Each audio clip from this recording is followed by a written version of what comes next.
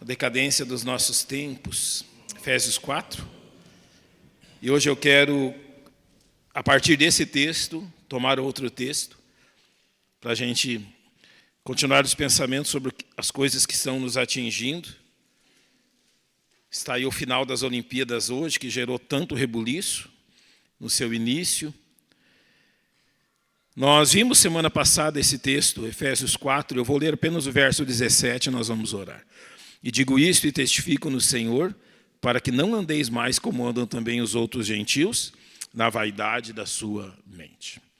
Nosso Deus, nós temos Sua palavra aberta diante de nós e confiamos que o Teu Espírito Santo nos ajudará a aplicá-la ao nosso próprio viver e a crescer na nossa confiança no Senhor.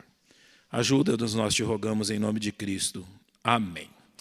O que nós falamos nesse texto é que Paulo está nos dizendo aqui que o nosso andar, o nosso grande testemunho diante das pessoas gentias é que nós não compartilhamos do mesmo andar. Ou seja, nós não compartilhamos da mesma forma de vida, nós não compartilhamos dos mesmos pensamentos, nós não compartilhamos dos mesmos alvos, nós não compartilhamos das mesmas convicções das pessoas que não têm Jesus Cristo como seu Salvador. Crer ou não crer em Jesus Cristo não é uma diferença pequena. Crer ou não crer em Jesus Cristo não é uma coisinha que você pode passar por cima dizendo, olha, é só esse detalhe. Não, crer ou não crer em Jesus Cristo não é isso.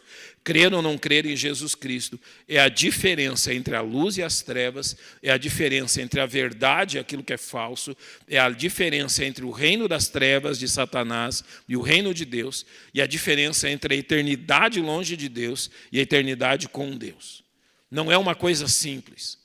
É uma coisa que nos separa de uma forma definitiva. É uma questão definitiva, entendo o sentido, de que não há negociação. Porque alguém que está nas trevas pode vir para a luz.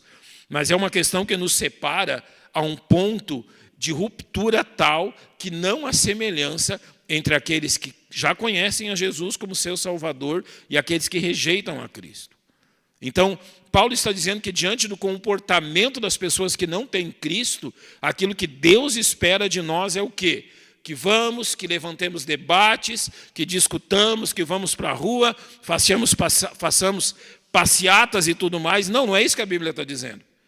A Bíblia está dizendo que diante da contrariedade dos homens sem Cristo, a coisa que nós devemos praticar é não andeis mais como andam também os outros gentios. O que a Bíblia nos diz? Que o nosso testemunho diante deles é realmente a nossa ação, a nossa atitude, a nossa vida. O andar diz respeito à nossa vida, a forma que nós andamos, vivemos. E ele diz, não andeis como andam eles. Ou seja, essa é a diferença. Se nós queremos fazer diferença nesse mundo, não é através de discussões. É através de um testemunho de vida, que torna Cristo real aqueles que o rejeitam.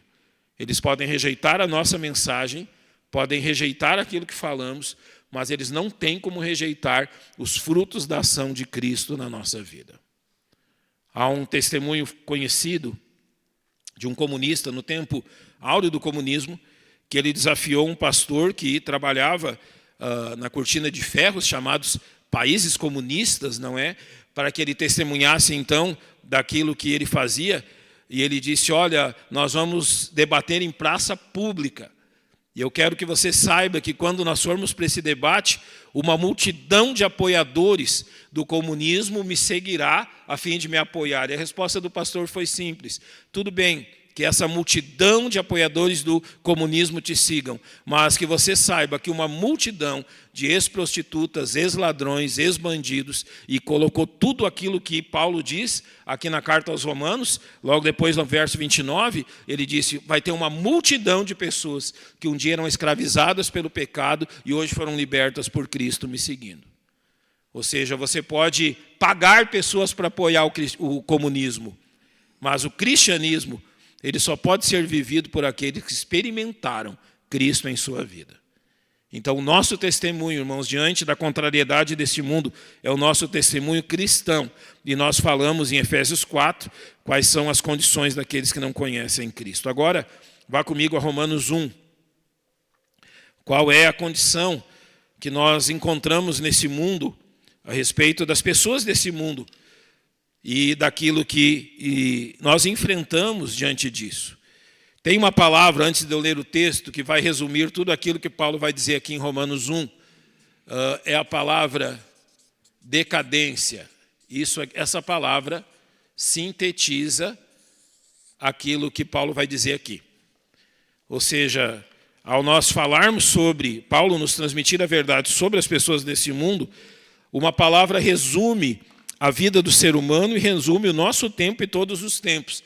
Decadência. O que é decadência? É literalmente decair, diminuir, piorar o padrão. Ou seja, sair de um estado de excelência para um estado onde você não tem mais realmente coisas excelentes, não existem mais, ou diminuem cada vez mais a presença de coisas que devem ser elogiadas e copiadas. E é isso que o texto diz. Aquilo que marca a nossa sociedade é decadência. Em que período? Desde que Adão foi criado. A decadência é visível quando havia apenas 4 seres humanos no mundo e um deles resolveu matar o outro. A decadência é visível em Gênesis 6:5, quando a Bíblia diz que antes do dilúvio, Deus olha para o mundo e olha e vê que os pensamentos e propósitos do ser humano eram só maus continuamente. Ou seja, não havia outro propósito na raça humana naquele tempo, a não ser fazer o quê? Tudo aquilo que fosse contrário à lei de Deus. Vem o dilúvio, Deus recomeça tudo, mas em poucos anos, em Babel, já em Gênesis 11, nós vemos que a decadência novamente atingiu um pico extraordinário. Não sabemos quantas pessoas existiam no mundo naquela época, alguns milhões de pessoas, mas em Babel, em Nimrod, o ser humano segue o mesmo caminho. Deus então toma Abraão, a história bíblica sintetiza ou se aponta para a vida de Abraão até a vinda de Cristo, de Abraão e seus descendentes, o povo de Israel, e quando Cristo vem, essa mesma decadência tinha atingido o seu povo. Eles chegaram a tal ponto de decadência que vem o Messias e eles não reconhecem o Messias. Dos últimos 2000 anos, é também uma história de decadência, tanto que a própria história humana chama o período aproximado entre ali 500 e 1500 depois de Cristo. Nas aulas de história, você lembra qual a denominação deste milênio de 500 a 1500 depois de Cristo? Era das trevas. Por quê?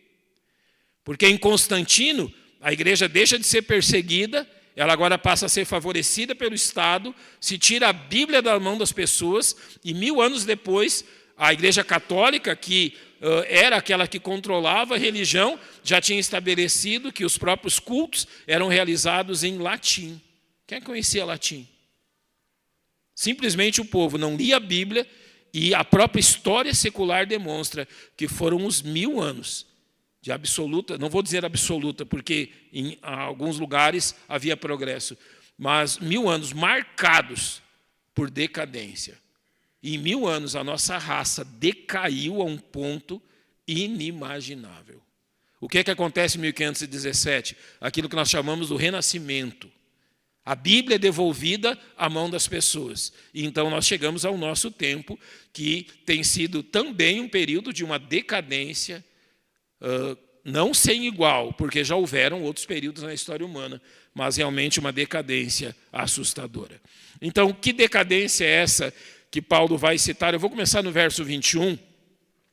Ele vai dividir isso em 4 porções. E a primeira forma que ele vai falar está na primeira parte do verso 21. Porquanto, tendo conhecido a Deus, não glorificaram como Deus, nem lhe deram graças. A primeira manifestação dessa decadência é no terreno espiritual. Como que nós observamos a decadência do ser humano? O texto diz claramente, porquanto, tendo conhecido a Deus, ou seja, Deus revelou-se ao homem em toda a sua história, Deus não se escondeu. A teologia moderna chama Deus de Deus abscôndido, porque é um Deus lá longe, que existe, que é real, mas está tão longe da gente que não quer saber de nós, não quer saber de se envolver na nossa vida. Ele nos criou e disse, agora é com vocês. Essa é a posição da teologia liberal. A Bíblia não mostra isso. Deus esteve sempre pronto e interessado na sua criação. Deus esteve sempre interessado e pronto a intervir. E ele interviu em diversos momentos, através do dilúvio em Babel, chamando Abraão, fazendo a sua história na nação de Israel, e interviu principalmente na raça humana, através de Jesus Cristo. Jesus é a maior intervenção de Deus na nossa raça. Quando o próprio Deus, então, vem, se torna um de nós, não deixa de ser Deus, ele continua sendo o próprio Deus, mas agora ele assume a figura humana. Deus, então, tem transmitido essa verdade a todos. Os homens têm conhecimento de Deus. Mas o que o pecado faz com eles? Numa decadência espiritual constante, os leva a duas atitudes. Eles não glorificam a Deus e não são gratos a Deus. Essa é a atitude do ser humano pecador. O que nós vemos no nosso tempo, o que nós vemos desse período que nós estamos vivendo? Não glorificar a Deus quer dizer o seguinte, é negar que tudo isso de glorioso que nós conhecemos, o nosso planeta, o universo e nós mesmos, tem a mão de Deus. O que nós estamos vendo no nosso tempo? O ser humano está a cada dia mais tentando provar que Deus não tem nada a ver conosco. Ele não tem nada a ver com a nossa criação, ele não tem nada a ver com o nosso futuro, ele não tem nada a ver com a eternidade, e cada um de nós pode viver da forma que bem quiser. É interessante isso. Basta tirar um pensamento, um só, para que o ser humano se perca. Um só.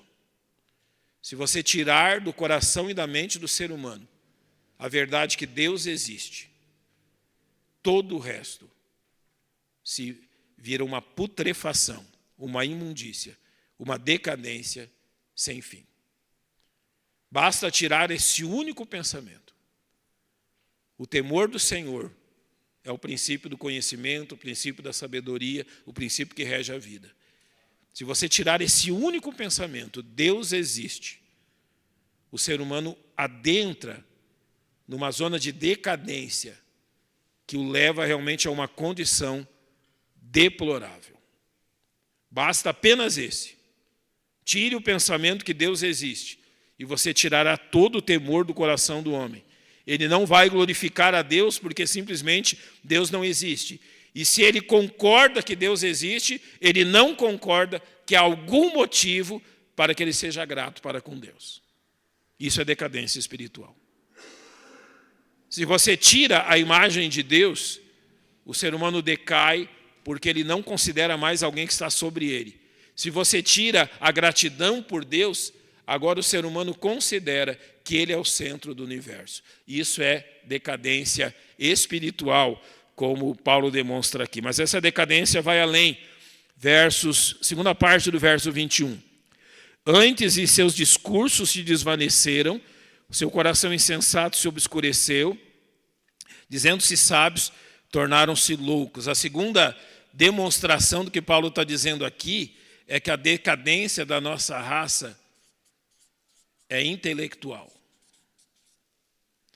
Nós estamos constantemente a ponto de nos afastarmos de Deus, também decaindo naquilo que esse verso diz, antes em seus discursos, ou seja, no seu conhecimento, naquilo que eles manifestam, eles se desvaneceram, literalmente se tornaram como uma nuvem, como algo que realmente não é permanente.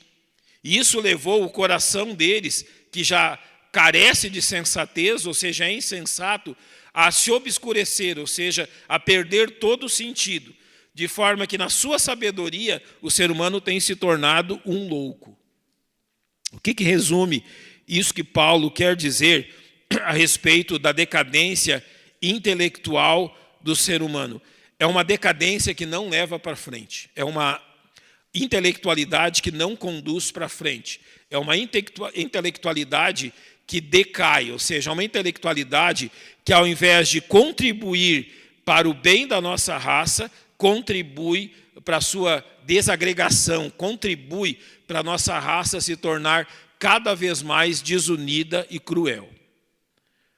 Sabe, havia antes, por exemplo, o ano da Primeira Guerra Mundial foi de 1914 a 1917, não é?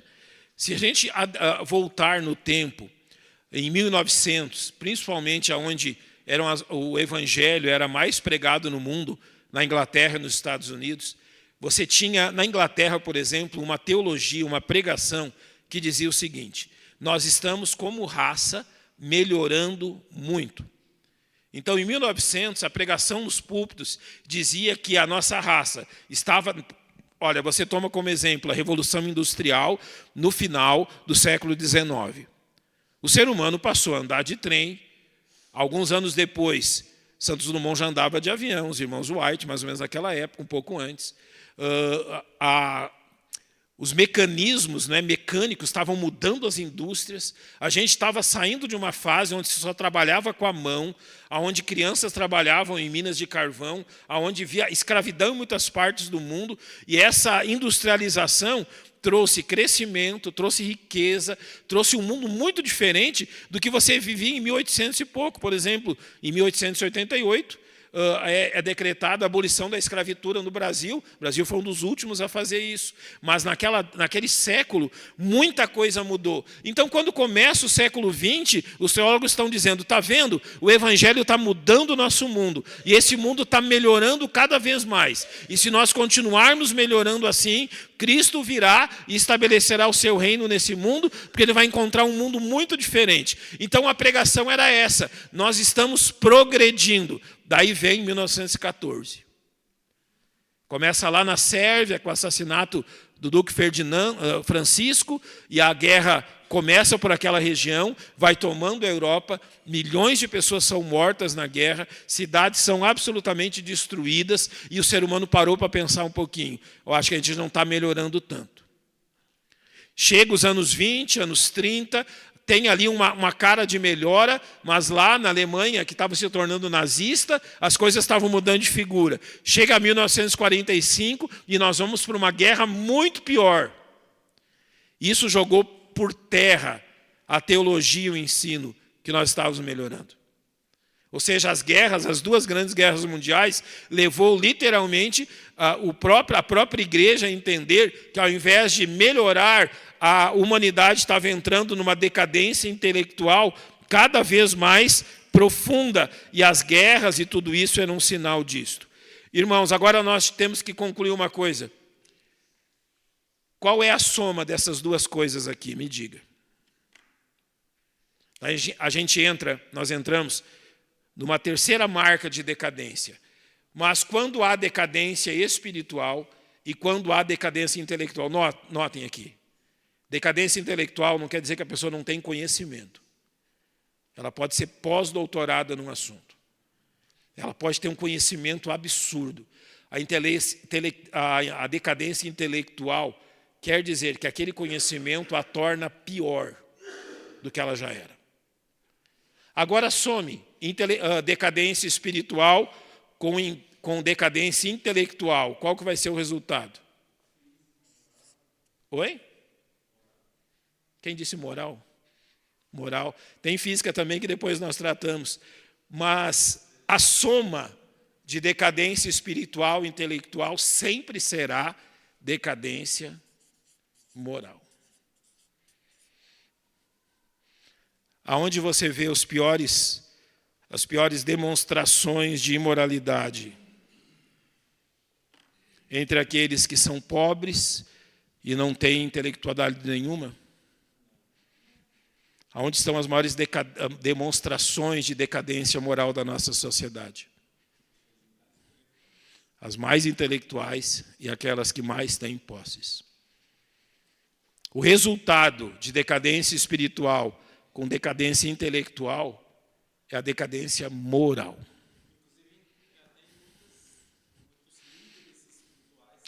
Isso, absoluto. Irmão Samuel tem lembrado bem. Os falsos profetas, eles têm duas pernas: ganância e imoralidade. Eles sempre andam assim. E aonde há uma decadência espiritual e intelectual, vai acompanhar uma decadência moral. E agora observe a partir do verso 23 como isso é descrito. Então isso leva: mudaram a glória do Deus incorruptível em semelhança da imagem de homem corruptível. Está dizendo aqui, Deus incorruptível, ele não muda, ele não está em decadência, ele é o mesmo Deus. Mas o homem está corruptível em decadência. E a primeira coisa que nessa decadência moral ele faz é que ele passa a adorar, não a Deus, mas a imagem do próprio homem e até a imagem de aves, quadrúpedes e répteis. Nós temos na história da humanidade, em diversos países, vem à mente primeiramente a Índia, onde animais são adorados, onde animais servem como deuses. E se você observa, até o povo de Deus, tendo a presença de Deus no Monte Sinai, estando aos pés da glória de Deus, fez qual imagem enquanto Moisés não descia do monte? Bezerros de ouro. É interessante que essa nossa decadência espiritual leva a gente a este nível, o ser humano a este nível. E o que isso continua? Por isso também Deus os entregou às concupiscências de seus corações, à imundícia, para desonrarem seus corpos entre si. Ou seja, quando você tira a imagem do Deus incorruptível de diante de você, do seu coração e da sua mente, o que você colhe? Desonra. É isso que você colhe. Quando você tira a imagem de Deus da sua mente e do seu coração, você vai colher isso. Deus os entregou à concupiscência, ao desejo de seus corações, à imundícia, para desonrarem seus corpos entre si. Ou seja, ao tirar a imagem de Deus, a desonra é a ordem que se segue. Como isso acontece? Pois eles mudaram a verdade de Deus em mentira. Não é o que nós estamos vendo hoje? E vimos sempre no decorrer dos séculos. Honraram e serviram mais a criatura do que o Criador. Verso 26. Por isso, segunda vez, Deus os abandonou agora às paixões infames, às paixões sem controle. Absolutamente sem controle. A natureza do pecado é sempre buscar o seu extremo. Sempre. O que o ser humano colhe longe de Deus é que ele está seguindo numa estrada em que a busca pelo prazer não tem limites. Não tem limites. Há tanta coisa podre na nossa sociedade, há tanta coisa podre no meio que nós vivemos, que é inimaginável o que acontece, por exemplo, numa cidade como a nossa capital. A Bíblia, ela não fala apenas do homossexualismo. A Bíblia fala, por exemplo, de bestialidade. Você sabia que há chácaras em Goiânia e região que alugam animais para relações sexuais? Sim. E se paga muito bem por isso. Bestialidade. Não é de desconhecido, e isso acontece quando vazam fotos, mas não demonstra tudo o que é. A necromancia é a comunicação com os mortos. A necrofilia é o desejo por eles. Você imagina um ser humano que só se satisfaz numa relação sexual com um cadáver. Isso é cada vez mais alastrado na nossa sociedade. Então, todo tipo de decadência, o ser humano, nesse quadro, o ser humano segue um nível de decadência onde ele vai decaindo cada vez mais na busca pelo prazer. E não é estranho que a nossa própria ciência está trabalhando e pesquisando pessoas que, nesse afã pelo prazer, buscam prazer na morte. Ou seja, há um nível de decadência que vai lhes custar a vida, mas aquilo lhes concede prazer, mesmo que a vida lhe seja tirada. Isso nós já andamos no limiar da própria loucura do pecado que atinge a nossa sociedade. Daí nós vamos observar, por exemplo, as questões da pedofilia, elas seguem o mesmo rumo. Se você prestou atenção, alguns anos atrás, houve a prisão de uma família que literalmente cedia os seus filhos em troca de dinheiro, meninos de 3, 4 anos, meninos e meninas, para a prática da pedofilia, e as pessoas iam lá na casa deles, usavam os meninos, pagavam. Isso está se tornando normal na nossa sociedade. Ou seja, a busca pelo prazer não tem limites. E nós estamos decaindo diante disso de uma forma absurda, como, por exemplo, já ocorreu. Os dias de Noé não tinham limites como os nossos. Não pense que o nosso tempo é exclusivo, não. Isso que está acontecendo hoje já se repetiu N vezes no passado. Nos dias de Noé, na Torre de Babel, nas nações vizinhas de Israel, tudo isso era absolutamente comum. A ponto de Israel ter imitado essas nações ao queimar os seus próprios filhos. Literalmente havia uma estátua que ela abraçava um grande caldeirão e entre as pernas da estátua era colocado fogo, aquilo se tornava incandescente e eles lançavam os seus próprios filhos ali. Ou seja, a decadência de Israel, da nação de Israel, é uma demonstração disso, como pessoas que podem conhecer a Deus chegam a esse ponto de vida. Então, aquilo que nós estamos vendo é também aquilo que já aconteceu em outros tempos. Agora, não se engane, Deus sempre agiu. Deus sempre foi misericordioso, mas Ele sempre agiu. O verso 27 diz: e semelhantemente também os homens, deixando o uso natural da mulher, se inflamaram em sua sensualidade uns para com os outros, homens com homens, cometendo torpeza. A palavra torpeza quer dizer algo podre, e recebendo em si mesmos a recompensa que convinha ao seu erro. E como eles não se importaram de ter conhecimento de Deus, assim Deus os entregou a um sentimento perverso para fazerem coisas que não convêm. Ou seja, a decadência espiritual e intelectual, mesmo tendo conhecimento, não sabem usá-lo, sempre os conduzirá a uma decadência moral. E a decadência moral, ela vai conduzir, finalmente, aquilo que atinge a nossa sociedade, que é a decadência social, que é descrita aqui a partir do verso de número 29. Estando cheios de toda iniquidade, agora ele começa a narrar o que nós encontramos nesse ser humano. Cheios de toda iniquidade. Iniquidade é o quê? Literalmente não há regras de Deus em tudo isso. Nós abolimos as regras de Deus e fazemos o que nós queremos. A fornicação envolve as questões sexuais. A malícia é a própria forma de agir, de prejudicar as pessoas. A avareza de juntar para mim. A maldade é o mal pelo simples prazer do mal. E isso vai conduzir à inveja e ao homicídio. Notem que o princípio da inveja, do homicídio, sempre estará na inveja. A ordem é clara: inveja, ódio, homicídio. Isso leva à contenda, ou seja, às brigas entre eles, ao constante engano e a práticas malignas. Então eles se tornam murmuradores, reclamam de tudo, difamam tudo, se aborrecem de Deus. Injuriadores, ou seja, estão sempre amaldiçoando a Deus. A soberba do seu coração, o seu orgulho, a presunção da sua alma, e estão inventando outras formas de males. Isso se reflete na decadência da família, desobediente aos pais e mães. Eles se tornam nécios, literalmente loucos, infiéis, não sabem honrar a palavra, perdem a sensação, perdem todo o sentimento, a afeição natural, se tornam irreconciliáveis, quer dizer que não há como levá-los ao entendimento que estão num caminho de decadência, não têm misericórdia, não se importa com os seus semelhantes. E qual o resultado final?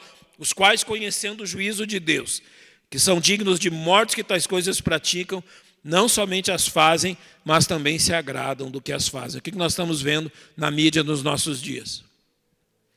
A glorificação do bizarro. A glorificação da imbecilidade. A glorificação de tudo aquilo que, de alguma forma, negue que nós somos criaturas de Deus, ou tenhamos qualquer semelhança com Ele. Então, essa decadência social leva literalmente a um quadro que cada vez mais se aproxima também no nosso tempo, de insustentabilidade. Chega um tempo, chega um limite onde não tem mais como sustentar a raça humana. E vai ser nesse momento, aonde chega nesse quadro de insustentabilidade, tanto da alimentação, quanto das guerras, quanto de tudo que está acontecendo, que o anticristo vai surgir quando a igreja for tirada. Ele vai vir literalmente para salvar o ser humano de tudo isso aqui. Ele vai vir apresentando uma solução. Claro que ele não vai olhar para cá, ele vai olhar apenas para a questão da convivência entre os homens e ele vai se apresentar como a solução para tudo isso. Esse é o mundo que vivemos. Esse é o mundo que nós temos herdado e que nossos filhos herdarão. Esse é o mundo em decadência, que cada vez mais se demonstra diante de nossos olhos. Qual é a solução para tudo isso? Qual é a forma que nós temos que combater isso? Romanos 1,16 diz: porque não me envergonho do evangelho de Cristo, pois é o poder de Deus para a salvação de todo aquele que crê, primeiro do judeu e também do grego, porque nele se descobre a justiça de Deus de fé em fé, como está escrito, mas o justo viverá pela fé. Qual é a solução que temos em nossas mãos para esse mundo? Uma só, o evangelho. Você já percebeu como as igrejas têm se voltado ao social no nosso tempo? A isso aqui? Você já percebeu como grandes igrejas têm aberto obras sociais, questões voltadas ao social, para atender o social, e a preocupação é social? Por que isso? Porque essa é uma das formas que o mundo tem de acabar com a influência da igreja. Se ela não der o que ela tem e começar a dar aquilo que todo mundo tem, ela se torna igual a todo mundo. Se ela tem o evangelho como diferencial, ela precisa apresentar o evangelho como diferencial. Não que a igreja não se preocupe com o social, mas o governo faz a parte social muito melhor que nós. Eu uso sempre para vocês como exemplo o trabalho ali no Jardim Cerrado. Talvez você pense assim, que a igreja no Jardim Cerrado vai crescer muito se nós investirmos pesado no social. Gente, eu vou ali já há 10 anos. Desde 2014 que a gente acompanha o trabalho lá. Chega Dia das Crianças, chega Páscoa, outros dias, a gente chega lá, há entidades espíritas que fecham ruas. Sabe essas tendas que nós montamos Natal e Ano Novo? Eles montam tendas assim, fechando ruas. Tem almoço, tem brinquedo, tem festa para as crianças o dia inteiro. O adventismo faz o mesmo. Logo depois do Dia das Crianças, no ano passado, no evangelismo de sábado, eu cheguei lá, que tinha de moleque na rua com bola, mas bola de futebol boa, não era coisinha não. Nunca vi tanto moleque chutando bola à cara. Chutava para cá, chutava para lá. Eu perguntei, mas olha, todo mundo aqui tem uma bola dessa? Sim, todo mundo tem. Os tios vieram no sábado e deram para todo mundo. Nós nunca vamos competir com eles.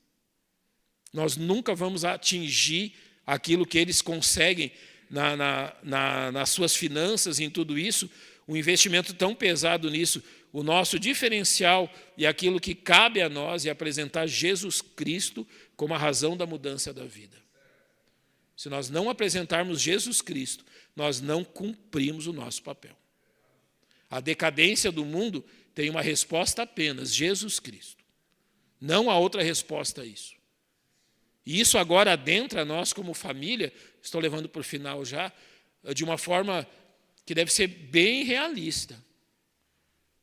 Olha, todos nós, e quando eu converso com os jovens e os adolescentes, eu sempre tenho uma palavra a dizer, eu digo, olha, não é opcional terminar o 2º grau, não é opcional fazer uma faculdade, vocês precisam disso.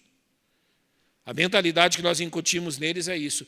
Você precisa fazer um curso superior, você precisa ter realmente um conhecimento, você precisa ser um profissional para você não passar trabalho na vida. Deus promete que nós nunca vamos passar fome, mas olha, tem a sua parte. Sempre dizemos eles a isso, e isso é real, mas isso é apenas uma parte da vida. E o que eu quero dizer a vocês, pais, se você está preocupado com a formação dos seus filhos, você faz muito bem. Dê a melhor escola, a melhor faculdade que você possa dar. Realmente invista na vida dos seus filhos para que eles não venham a sofrer nesse mundo as consequências de não ter um trabalho, de não conseguir levantar seu próprio sustento, a sua renda. Tudo isso é verdade. Mas você falhou de forma absoluta. Se muito antes disso, você não incutiu no coração deles que eles carecem de Jesus Cristo, eles precisam crer e servir a Jesus Cristo como o principal ponto da vida deles. Sim, ir para a faculdade, os cursos, tudo isso é importantíssimo, essencial. Mas desde a infância, se nós não incutirmos que aquilo que eles precisam para a vida deles é Jesus Cristo. Eles precisam render a vida deles a Jesus Cristo, porque senão tudo isso aqui vai ser verdade na vida deles. Tudo isso aqui vai ser algo que vai atingi-los. Então, jamais perca disso. Ensina a criança no caminho em que deve andar. Ele diz isso, é no caminho. O que significa esse no caminho? E é interessante isso. Sabe o que esse texto, na realidade, diz? Que o caminho que você andar com ela, ela vai aprender esse caminho. Qualquer caminho. Seja o caminho que for. Você está andando com ela em determinado caminho, ela vai seguir os seus passos. No caminho ali não quer dizer o caminho do cristianismo, quer dizer qualquer caminho de podridão, de decadência. Se você seguir ela, ela vai seguir os seus passos no caminho que você está. E até quando for velho, vai ser difícil tirar a criança do caminho que você ensinou para ela.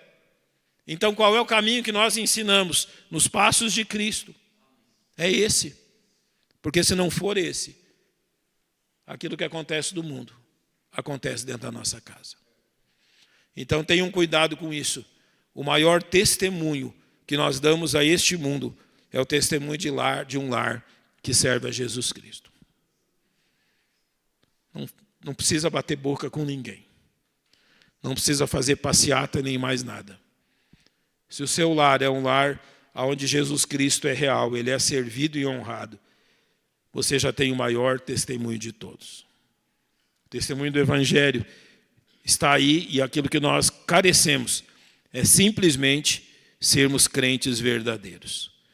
Verso 17 de Romanos 1 diz, para nós terminarmos, porque nele, em Cristo, no Evangelho, se descobre a justiça de Deus, ou seja, aquilo que Deus tem de melhor para nós, de fé em fé, ou seja, há algo necessário aqui, como está escrito, mas o justo viverá pela fé. A coisa está cada vez pior, verdade, continue vivendo pela fé. A coisa está decaindo cada vez mais, verdade, continue com seus olhos postos em Jesus Cristo. É um tempo de crermos. Esse tempo aqui que nós vivemos é literalmente um tempo que prova a nossa fé. É isto. É um tempo para nos provar na nossa fé e no nosso reconhecimento de Deus. Daqui a pouco as crianças vão chegar, nós vamos encerrar aqui, nos preparar para recebê-las.